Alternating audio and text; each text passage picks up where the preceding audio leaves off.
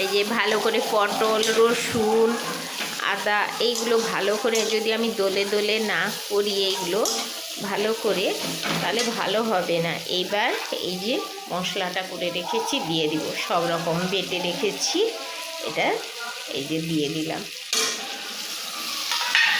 এবার একটু বাড়াবো,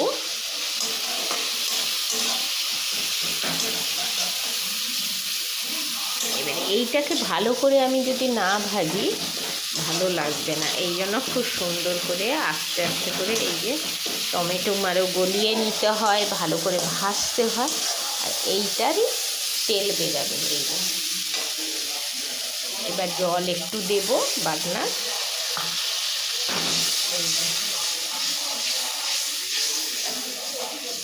দেখেছো কালার কত সুন্দর চলে এসছে। আমাদের তো লঙ্কা গুঁড়া খাই না, একটাখানি লঙ্কা দিয়ে বেটে খাই।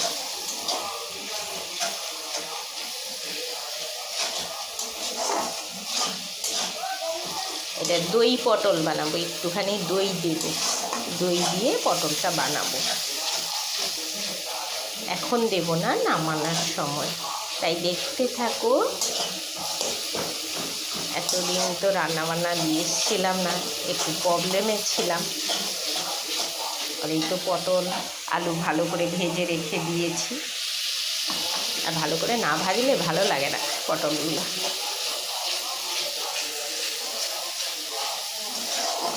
সবসময় মশলা যত ভাজবে ভালো, মশলাকে কমিয়ে কমিয়ে আস্তে আস্তে করে ভাজতে হবে।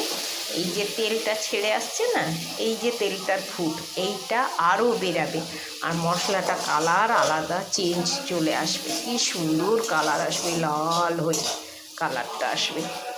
এই যে আস্তে আস্তে করে এই যে ফুটছে, এইটাই কালার চলে আসবে, আর তেল ছেড়ে দেবে। তুমি অল্প তেল দিলেও খুব সুন্দর কালার চলে আসবে। দেখেছো মশলা কালারটা আসছে কত সুন্দর, তাই দেখতে থাকো।